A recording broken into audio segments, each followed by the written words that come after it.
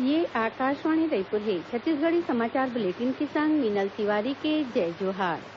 मुख्यमंत्री भूपेश बघेल ह भूमिगत जलस्तर बढ़ाए बर जादा ले जादा नाला ल रिचार्ज करे के निर्देश दिन हे। आज रायपुर म कलेक्टर अउ पुलिस अधीक्षक मन के बइठका लेके एखर बर कार्ययोजना बनाए बर कहिन। ओमन कहिन कि छत्तीसगढ़ सरकार के नरवा योजना भूमिगत जल के कमी ल दुरिहा करही। बइठका म जादा ले जादा पौधा लगाए के बात कहे गिस। मुख्यमंत्री ह इंद्रावती, खारून, अरपा अउ सकरी नदी के कमती जलस्तर ल देखत तटवर्ती क्षेत्र म पेड़ लगाए के निर्देश दिन। संगे संग सिंचई बर सबरी नदी के तीर सोलर पंप लगाए के बात कहिन। बइठका म मुख्यमंत्री ह वन अधिकार अधिनियम ल बने ढंग ले चलाए बर ग्राम सभा के पुनर्गठन करे के संगे संग सामुदायिक वन अधिकार पट्टा के मामला के संग निजी पट्टा के आवेदन के निराकरण के बात कहिन। मुख्यमंत्री ह कलेक्टर ल वन अधिकार अधिनियम म जम्मो लंबित अउ खारिज प्रकरण के समीक्षा करे के संग राजस्व मामला ल सुलझाए म तेजी लाए के निर्देश दिन। सौर सुजला योजना म 20% बिजली कनेक्शन गौठान बर सुरक्षित राखे के बात मुख्यमंत्री ह कहिन। मुख्यमंत्री भूपेश बघेल ह व्यापारी अउ उद्योगपति मन ले लघु वनोपज अउ किसानी ले जुड़े उद्योग लगाए के आह्वान करत कहिन कि उद्योग लगे ले रोजगार के मौका मिलही अउ व्यापार बाढ़ही। ओमन बताइन कि कोंडागांव म मक्का प्रसंस्करण इकाई लगाए जाथे, अइसने चाउर म आधारित उद्योग लगाए जाना चाही।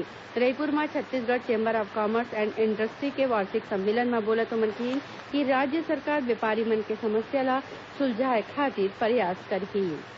केंद्र सरकार ह 8 ठन कैबिनेट समिति के पुनर्गठन करे हे। एमा नियुक्ति, आवास, आर्थिक कार्य, संसदीय कार्य, राजनीतिक सुरक्षा, निवेश, रोजगार अउ कौशल विकास संबंधी समिति शामिल हे। मंत्रिमंडल सचिवालय ह प्रेस विज्ञप्ति म कहिन कि रक्षा संबंधी कैबिनेट समिति म प्रधानमंत्री नरेंद्र मोदी, रक्षा मंत्री राजनाथ सिंह, गृह मंत्री अमित शाह, वित्त अउ कारपोरेट मामला के मंत्री निर्मला सीतारमण अउ विदेश मंत्री डॉक्टर एस जयशंकर होही। नियुक्ति संबंधी मंत्रिमंडल समिति म प्रधानमंत्री अउ अमित शाह शामिल हैं। निवेश अउ वृद्धि संबंधी समिति म प्रधानमंत्री, गृह मंत्री, सड़क परिवहन अउ राजमार्ग मंत्री, वित्त अउ कारपोरेट मामला के मंत्री, रेल, वाणिज्य अउ उद्योग मंत्री शामिल हैं। केंद्रीय मंत्री हरदीप सिंह पुरी ह आज नई दिल्ली में स्वच्छ सर्वेक्षण 2020 लीग के उद्घाटन करी। ये भारत के शहर और कस्बा के तिमाही स्वच्छ समीक्षा करही। ये सर्वे 2020 ले संबंधित होही। आगू बछर जनवरी फरवरी के बीच शहर के शहरी क्षेत्र के ये 5वां वार्षिक स्वच्छ सर्वेक्षण होही। बस्तर ले सांसद चुने जाए के बाद दीपक बैज ह चित्रकोट विधायक पद ले इस्तीफा दे हे। विधानसभा अध्यक्ष ह ओकर इस्तीफा मंजूर कर ले हैं। चित्रकोट विधानसभा सीट खाली होए के संबंध म विधानसभा सचिव चंद्रशेखर गंगराडे ह अधिसूचना जारी कर दे हे। दीपक बैज के इस्तीफा के बाद अब दंतेवाड़ा के संगे संग चित्रकोट म घलो विधानसभा उपचुनाव होही। दंतेवाड़ा ले भाजपा विधायक भीमा मंडावी के माओवादी हमला म होए हत्या के बाद ये विधानसभा सीट पहिली ले खाली हो गे हे। दक्षिण पूर्व मध्य रेलवे के बिलासपुर, रायपुर और दुर्ग गोंदिया कलमना रेलखंड में जरूरी रखरखाव के काम के सेती काली ले 29 जून तक गाड़ी के अवई जवई प्रभावित होही। हरेक शुक्रवार और शनिचर के डोंगरगढ़ गोंदिया मेमू और बिलासपुर रायपुर मेमू रद्द रही। उन्हें टाटा नगर इतवारी एक्सप्रेस ला देरी ले भेजे जाही। आईसीसी क्रिकेट विश्व कप में भारत ह जीत के संग अपन अभियान शुरू करे हे। काली रतिया इंग्लैंड के साउथहैम्पटन में भारत ह अपन पहली मैच में दक्षिण अफ्रीका ल 6 विकेट ले हरा दी। भारत ह जीत बर 228 रन के लक्ष्य ल 15 गेंद बाचे रेहे म बना ली। सलामी बल्लेबाज रोहित शर्मा ह नाबाद 122 रन बनाई। उन्हें महेंद्र सिंह धोनी ह 34 रन के योगदान दी।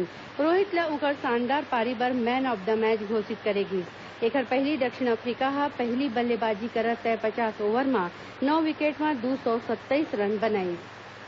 खेल और युवा कल्याण विभाग ह आने आने पुरस्कार और सम्मान ब 15 जून तक अर्जी मंगाए हे।